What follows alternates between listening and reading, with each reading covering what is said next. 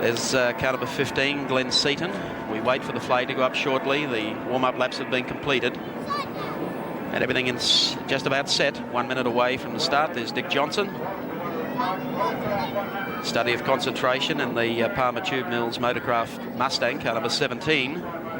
And the front row, well, it's a turbo front row again with Robbie Francevic's teammate John Bowe and, of course, George Fury in car number 30. The second row, and the start will be critical for Peter Brock in 05. Otherwise, you'll have to shuffle out 10 seconds to Nissan Skylines. Only a few minutes away from the start. Round 5 of the National Touring Car Championship, the Motorcraft 100 from Wanneroo Park. Racing, Fury just leaves them behind him. He's off, Brock's after him. Bowe picks up the pieces now on the inside as they head down to Castrol for the first time, but the Albury Farmer has taken over the lead. Bowe gets into second, Brock goes around the outside. They all go through Castrol Loop and now work their way onto the back straight and towards the S's. Bowe in second. By Johnny Bowe, and he was pretty lucky to retrieve second place.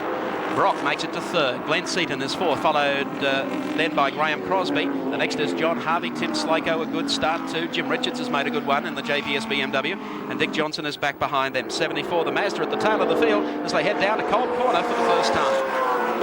Bow's only having his fourth run in the Volvo. Now Brock goes through into second place. So it's Fury from Peter Brock and then John Bowe. Behind him, Glenn Seton, Graham Crosby and John Harvey.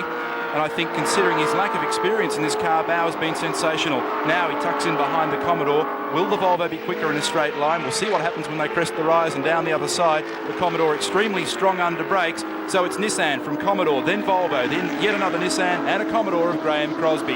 Coming through to end lap number 1. We'll see what their standing lap time is. And Fury crosses the line in 1 minute and 7 seconds. And a very poor start, as Gary was about to say, from Robbie Francevic in car number 10. Keeping in mind that Robbie started well down the list from position number 7 today, and he'll have to do it the hard way after a poor start towards the S's. Here's our race leader, George Fury in the Nissan Skyline, the Peter Jackson entry. Peter Brock in second, John Bowe, pole sitter, is in third, car number 4. The next one is Glenn Seton in the second of the Nissan Skylines. Bowe is the reigning Australian Formula 1 champion, as Mike said before, pole position here last year in a Formula 1 car, this year in a touring car, and he's doing a marvellous job in third. But look at Brock. Closes under brakes on George Fury as they come down to Cold Corner. It was about 3, maybe even 4 years ago when I was here when Brock, Fury and Moffat had a sensational battle down at that corner, and Brock came off second best, but this time he's well positioned to try and get Fury as they come across the top of the rise. Bowe gets in there as well, and now Brock for a run on the inside. He blew it a couple of days ago. Can he get it right this time? Brock to the lead. And a good pass here from Brock. Gets it out wide though, and Fury looks down the inside as they come across the strike. Fury lets him go. Bowe sits in behind them in third. Then about 3 car lengths back to Glenn Seton, Graham Crosby, John Harvey, a few back then to Richards, Johnson, then Robbie Francevic, Slako, Tony Longhurst, Colin Bond and Graham Hooley. 2 laps out of 40 run and Brock is in front. This is the good turbo scrap with George Fury and John Bowe.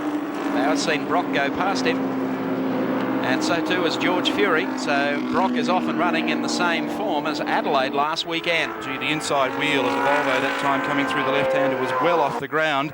You may recall that last weekend Bowe was up at the head of the grid when the flag dropped and shot away and was up there for a while really rocking along and disappeared. He went off the end of the straight down there apparently, so he hopes to make a little better fist of it this time, but there wasn't a problem with the car, and this weekend he's really come to terms with it, and now in behind George Fury. The Fury sits in second. The challenge, just a little peep-a-boo that time from John Bowe, pulled out. Graham Crosby's up in the fourth. He's made up a spot on the Commodore, so they're looking pretty good at this stage. They come out of Yokohama Corner down Mobile Straight, and it's appropriate. 05, Peter Brock leads the parade from George Fury, John Bowe and Graham Crosby. Remember last weekend, the 2 Nissans had problems once again. They had a brilliant run at the start of the championship season, but they came unstuck last weekend trying experimental pistons. They've gone back to the old ones again this weekend. They've had to rebuild 2 engines in between times, and Fury working hard at the moment to keep John Bowe out of the way. Meanwhile, Brock opens up just a slight gap, and you notice that time again John Bowe's car getting the inside front wheel well off the ground. To Cold Corner. Here's our race leader, Peter Brock, 05, the Mobile Commodore. Drops into the right-hander, and the scrap for second is quite good. George Fury and John Bowe. I just had a hint there in the background of a good scrap as well. I think it is Seton and Crosby having a good battle for 4th and 5th, and John Harvey mixed in there as well. In fact, Crosby now through to 4th. Watch John Bowe though under brakes. Thought about it. They come out of Yokohama Corner. George checking the mirrors. Not going to change. There's a Swedish V right behind you. They both need to check the mirrors because Crosby is bridging the gap on them, and there goes Bowe through on the inside and moves up to second spot. See whether Bowe can now pick up Peter Brock as they work out of Castrol Corner up now to the S's and towards the left-hander at BP. So John Bowe, the man on the move. Brock went for his qualifying setup in the second session of practice yesterday. He spent about 10 or 15 minutes in that kind of car trim and then went back to the race setup to make sure the car was right for today. They're using their 17-inch Momo wheels and Bridgestone tyres again this weekend, and the car seems to be working very well on tyres. Bowe in second position. He's on Dunlop radials. Fury using the same type of rubber. And this, of course, is the newer of the two Volvos in the country, and there's Graham Crosby in the background. So it's Brock, then Bowe, then Fury as they come through the right-hander and coming down the pit straight once again, and there's Crosby back in fourth, and behind him Seton, and then John Harvey on the Castrol scoreboard. It's Peter Brock leading in the Commodore from John Bowe, and in third place George Fury.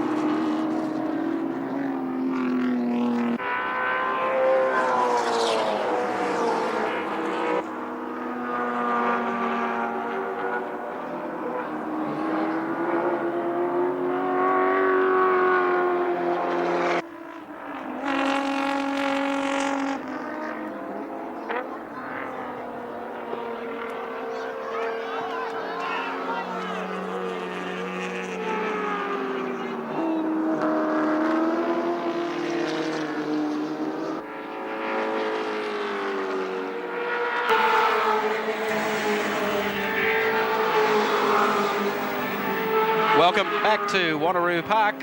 Peter Brock in 05 still leads round 5 of the National Touring Car title, but John Bowe is glued to the tail of the Mobile Commodore and making life fairly uncomfortable for Peter Perfect.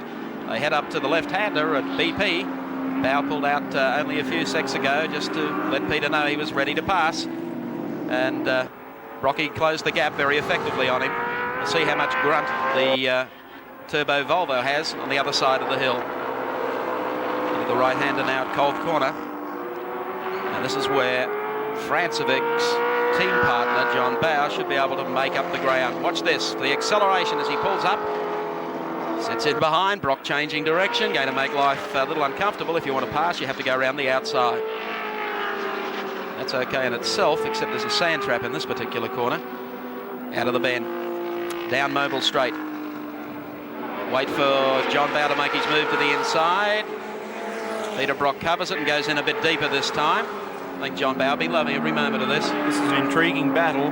Bowe is noted for being a real thinker at the wheel, and he's working away on Peter Brock at the moment, trying to go under, over, any way that he can, and trying to unsettle Peter Brock as he comes through the Chichelli S. As the car gets light now, he has to make a clean fist of this left hand, uphill, positive camber corner, a very hard piece of road to negotiate. Brock does it brilliantly, like the master that he is, and still has John Bowe in second place. I've got the clocks on them. We'll see what sort of flying lap time they're doing. And meanwhile, we've got George Fury in third and Crosby about 1.5 seconds down on the leaders.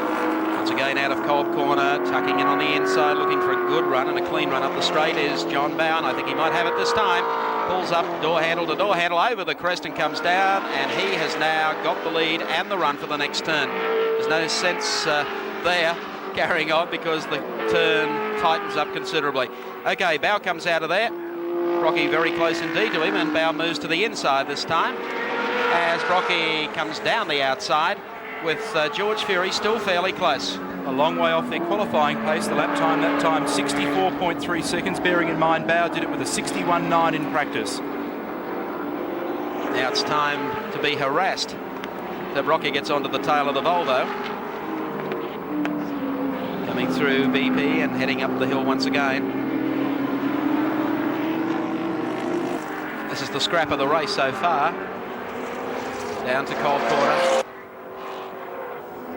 Brock about to give Bowe some of his own medicine, applying the pressure right on the tailpipe of the Volvo. Around the sweeping right-hand corner they come. Head up for the crest of the hill. And puts them on the long run back down towards the main straight. This is where Bowe pulled off the passing manoeuvre.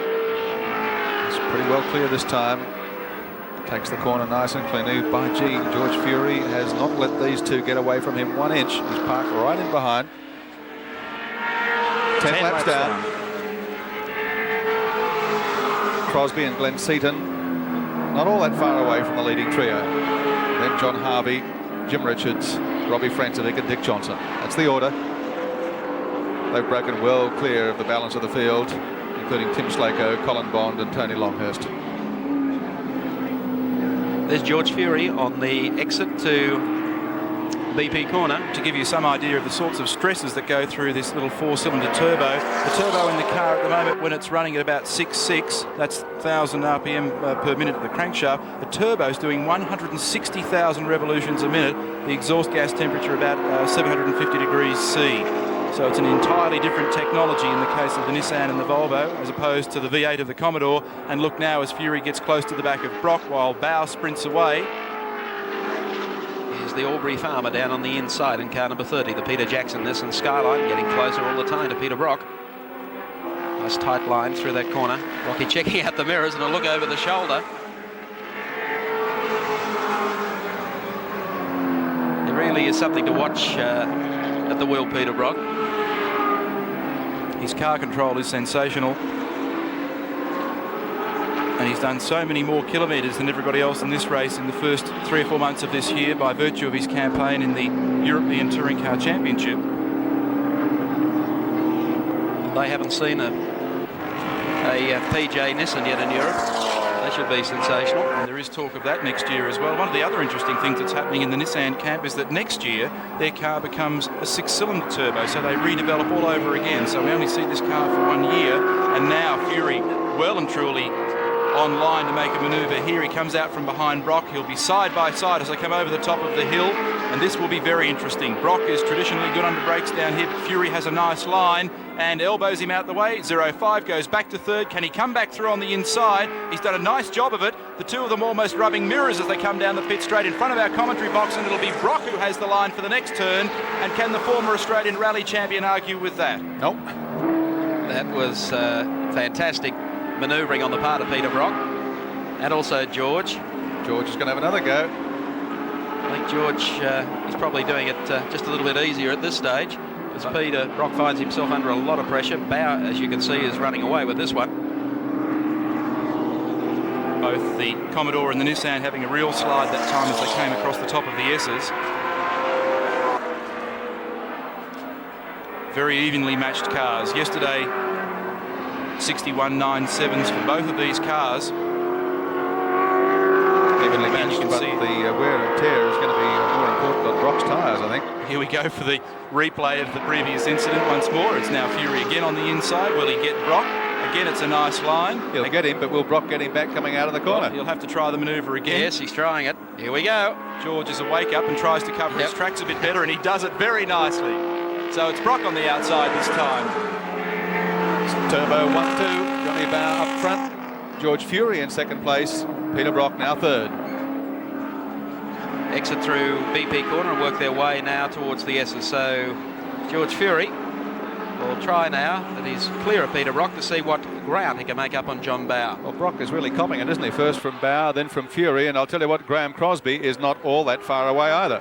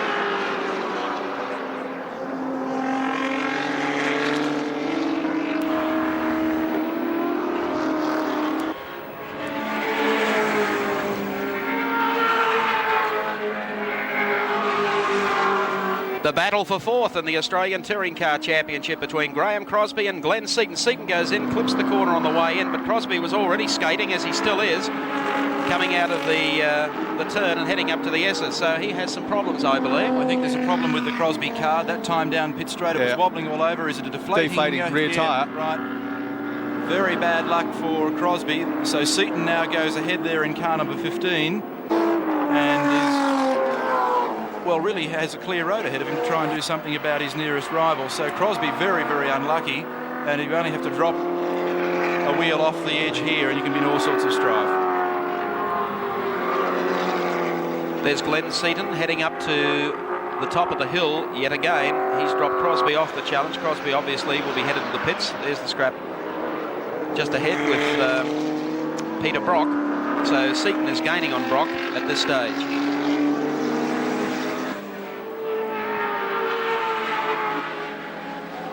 Here's Brock. There's the gap back to Seton.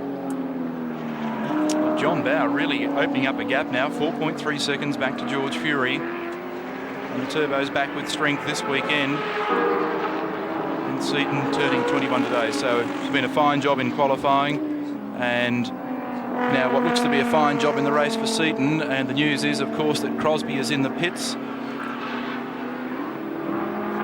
Now Seton coming up onto the back of Simon Emmeling's BMW 635, the car that he ran last year at the James Hardy 1000 at Bathurst with Trevor Hine. Seton through clearly and cleanly. There's trouble Crosby. For Graham Crosby. He'll be bitterly disappointed with that because he qualified brilliantly and picked up an extra sponsor during the week, by the way, Castrol. Quick wheel change. Joins the race once more. The important thing about Group A touring car racing is that points are scored right back to 20th position, so Crosby realises that, knows that at the end of the championship of 86, the extra points that he might generate with a minor placing here could be well worthwhile.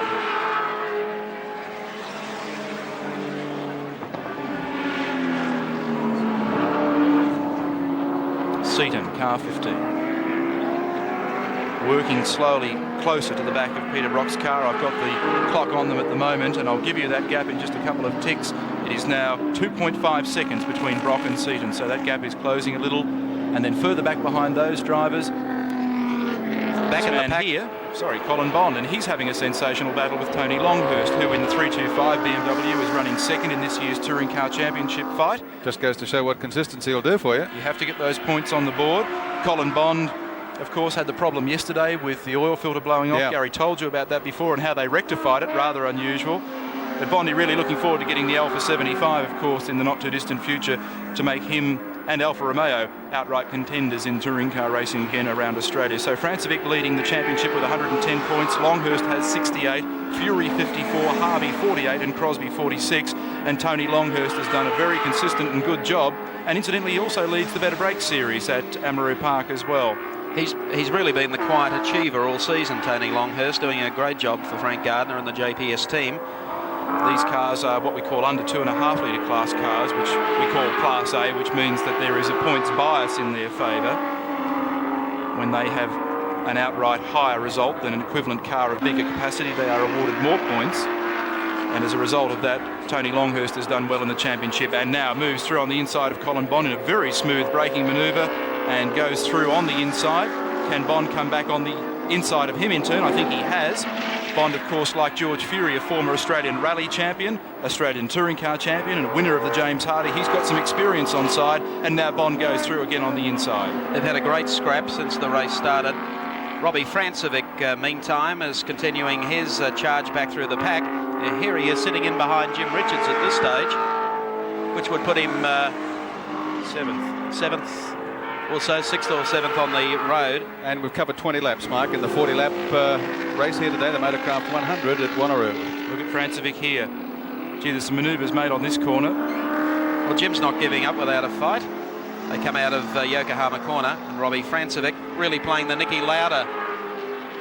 And how things change in a week, and for that matter a season. Richards here last year, pole, the man that won last year, and on this occasion was back in about 8th or 9th position on the grid for the 86 race. The BMW, Mike, and you've seen this, particularly a few weeks ago at Monza, are still maintaining very competitive times over there, and they're a very consistent vehicle. I should think that when we get to the endurance end of the season, they'll still be a real force to be reckoned with. I agree wholeheartedly, and looking ahead to 1987 with what they have on the drawing board as well, they're going to be back there and leading the pack, as Jim Richards did throughout 1985 on his way to winning the National Touring Car title. But today, that poor start from Robbie Francevic, he's given John Bowe, his team partner, an absolute dream run to the checkered flag. And unless 4 or 5 cars fall out, you can't see Robbie doing an Adelaide job here in the West this afternoon. Down to Yokohama corner. They're not that far back behind John Harvey, I believe. So there's John Harvey just ahead of them in the second of the Mobile Commodore cars, number 3. And John, of course, also carrying Sevens race cam this weekend as Francevic now makes a move on the defending Australian touring car champion, who fights all the way and does not give an inch. And I think he's held his position. That was a fine piece of driving, but now Francevic has the line for the crest of the S's, and Francevic goes through and takes one more position away from Jim Richards. Coming out of BP and heading to the top part of the hill. Francevic's doing it again. He's moving through the field, but he's given an enormous lead to his teammate John Bowe.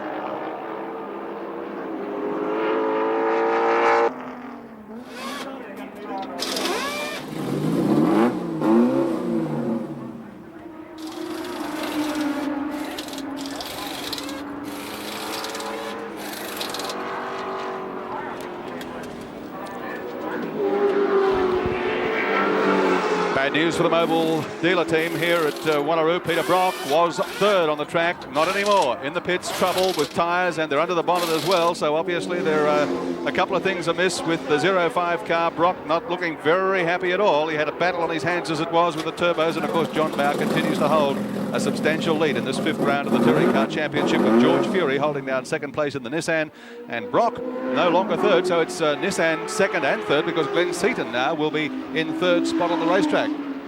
Well, how things can change, given just a matter of a minute. Brock was dropping back off the pace just a little, has decided to come into the pits. So Brock is in there. That's ruined any chance whatsoever that Peter Perfect had of winning today's round. The door is open, still sits in the car, but there goes the race for Peter Brock. Robbie Francevic makes it to 5th, and Dick Johnson is still out on the racetrack in car number 17. We haven't had an opportunity to catch up with our friend Dick today. In 7th place on the racetrack. We haven't sighted too much of Dick. The competition's been pretty hot up front.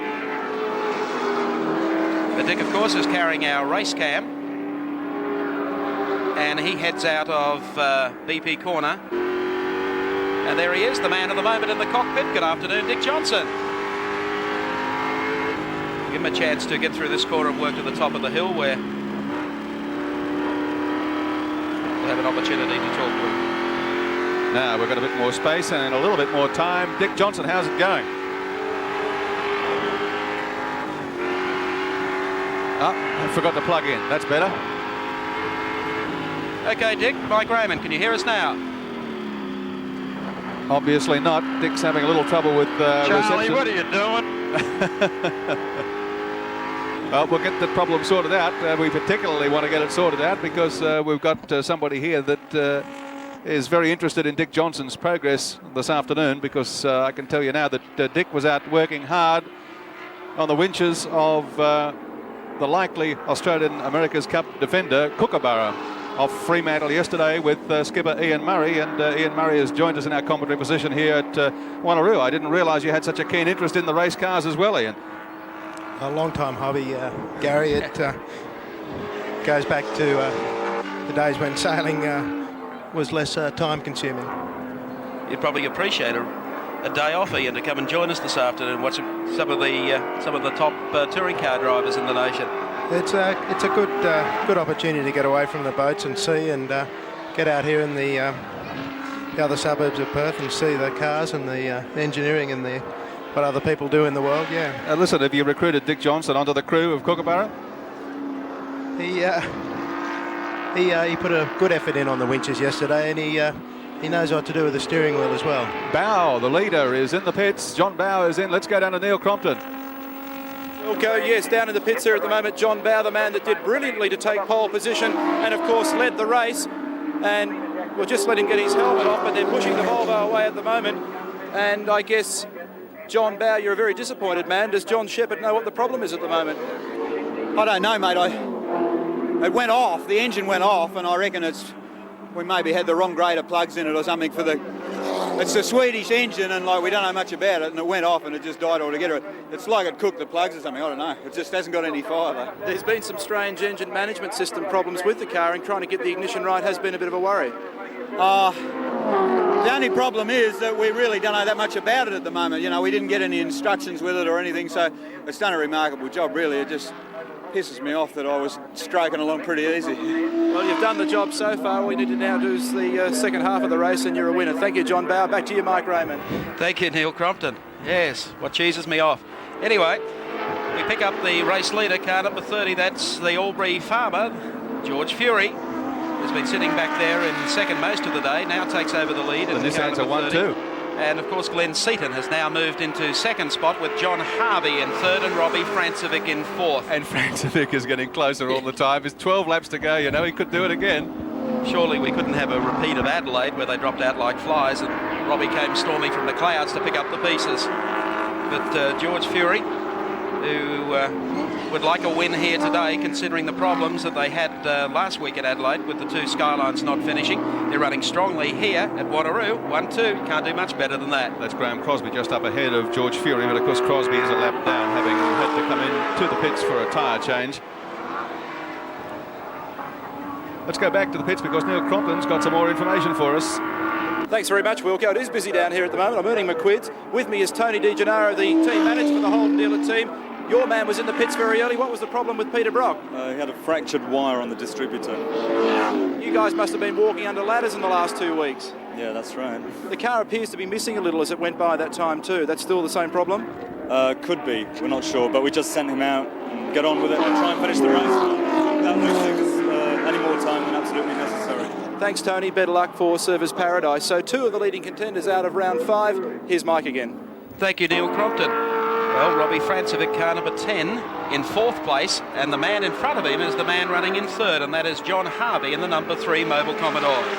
Well, Francevic in the turbocharged Volvo, and by G, turbocharging has revolutionised touring car racing here in Australia. What are you doing to revolutionise America's Cup racing, Ian Murray? Well, unfortunately, we can't turbocharge, but it's a matter of wing keelage. That's really been the major change in 12 metres over the years, and it started with Australia too, and it's going on from there. Here's a great scrap continuing. John Harvey holding down third and salvaging some pride for the mobile dealer team here in the Wanneroo shootout in the west. But the man behind him is the Australian Touring Car Championship Series leader, Robbie Francevic, and he wants to get on with the job. They drop over Barbagallo Bend and head down out to Cold Corner. Harvey doing a great job here in 3, but Francevic on the inside takes the inside initiative and comes out of the bend, leaving not too much room there, but still that's racing. So Robbie Francevic comes from the back of the field back to third. His championship hopes are still alive. And 10 laps remaining, so there's time for him to do it yet. Fury leads, Seton second, Francevic third, then Harvey. Harvey coming back just to put some pressure on Robbie Francevic through Yokohama Corner. And their dice continues with Francevic to third. Here's the West's pink treat, or two of them actually, Graham Hooley and Tim Slako. Slako in number 96, the Alfa Barbagallo Cars 96 FM entry, and right behind him Graham Hooley. Two of the drivers that Neil Crompton spoke to earlier today, and I tell you what, Tim Slako's throwing that Rover around. Looks like George Fury coming up to put a lap on those two cars as they make their way to the bottom bend. Leading the West Australian hopes here this afternoon, and doing it pretty well. The car hasn't had all that many outings in recent months. As he explained earlier when talking to Neil Crompton, the expense is pretty substantial. The leaders giving him the go-by. Francevic, number 96, Graham Hooley behind him, but Fury is well and truly clear in the Australian Touring Car Championship round. 15, Glenn Seton involved in that little dust-up. It is all over the place, that Rover. Maybe he's run out of tyres, who knows. Here's Hooley doing a very brave one around the outside, trying to catch him up as they exit that corner and work their way up now to the S's. They are both getting very skatey, those two West Australian entries. Graham Hooley, who has made a couple of trips across, he did run at Adelaide, had awful tyre problems there. And we've seen him in one appearance, I think, at Wanneroo Park. I don't know where he's turning right to. If he turns right there, he'll end up up to his eyebrows in sand.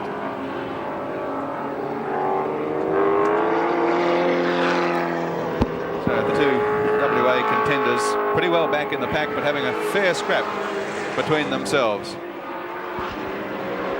Pretty good dicing, a bit like some of the stuff we've seen off the coast at Fremantle recently, Ian Murray. Unfortunately, there's been a fair bit of scrapping out there and a few prangs and dents, and we still need to go to the panel beaters as well, but our tyres don't go off. You don't generate quite the same speed, though. Not quite the same speed, 10 knots as us. And $3 million to do it. A lot more than that.